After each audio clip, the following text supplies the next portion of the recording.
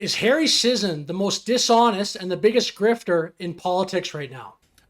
You think Biden won last night? One person.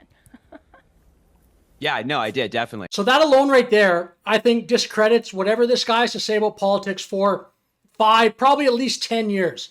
He's just lying. Nobody watched that debate. If you're credible in politics and you think that Joe Biden won, he couldn't string. I don't want to even replay the clips. I'm sure everyone's probably seen at least one or two at this point. Biden clearly lost the debate so badly that his own party, many people are now lobbying for him to be replaced. That probably historically poor performance in terms of a debate. I don't know if that's ever happened before in American history or even the history of like major democracies worldwide.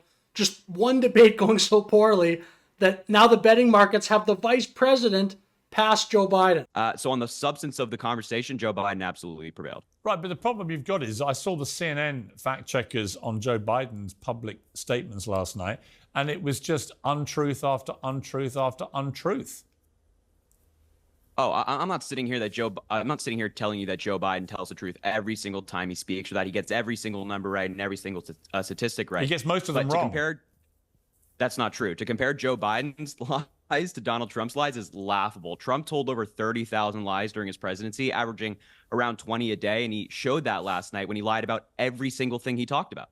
Lying doesn't win debates. Now, I guess this Harry Sisson guy is trying to carve out a career for himself in politics, and to his credit, I guess he's doing pretty well because a lot of people are making fun of him online lately. I guess he is getting some clout, but I don't know if this is the greatest strategy because as soon as this Biden cycle goes away, if it does, like if Biden drops out, I don't think people are going to take this Harry Sisson guy seriously. Like I said, for a long time, people are going to remember this. He's got a lot of attention right now, and he's just out here shamelessly saying that Joe Biden is so great. I'll go to his Twitter page in a second here. The guy talks about Biden 24/7, and many people have made the claim that he's being paid by the Democratic Party or the Biden campaign or something like that. But apparently he has denied that. I don't know exactly the story, but I'll watch this clip here.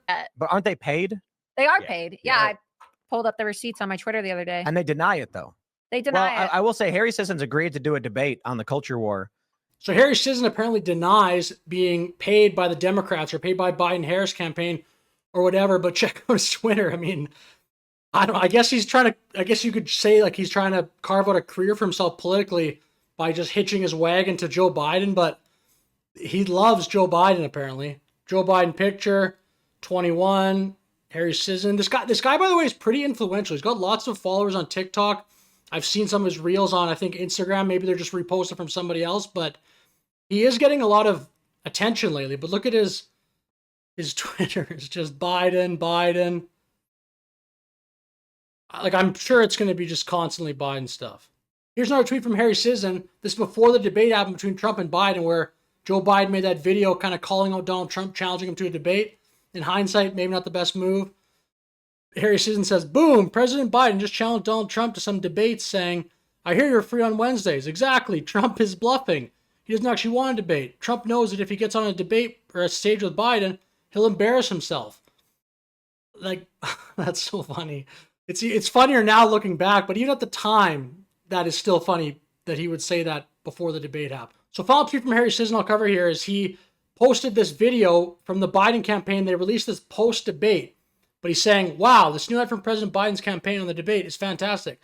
Trump is a fraud. He doesn't care about you or me. He only cares about himself. And I'm going to cover this tweet because it kind of encompasses my position on Harry Sisson. He's just this 21-year-old dude who has these political opinions, but they're very strong and very public. And if you want to do that, whatever, like before the internet, he would have just been some dude at probably some college, just having strong political opinions, but to 20 people in a room or 100 people like at the political group that was on campus or whatever. But now with the internet, if Harry Sisson is going to be this strong about these political opinions, then people are going to criticize him, and they should, because he's somewhat influential. Again, he's got 900,000 on TikTok, and I have been seeing him a lot.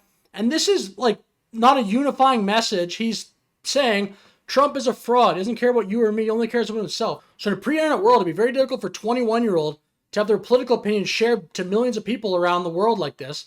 But this is the world that we live in. And I mean, it's 21 years old. You probably shouldn't actually be really taken that seriously in politics. Like, you want to have an opinion, you want to share what you believe, that's fine. That's First Amendment. That's all great.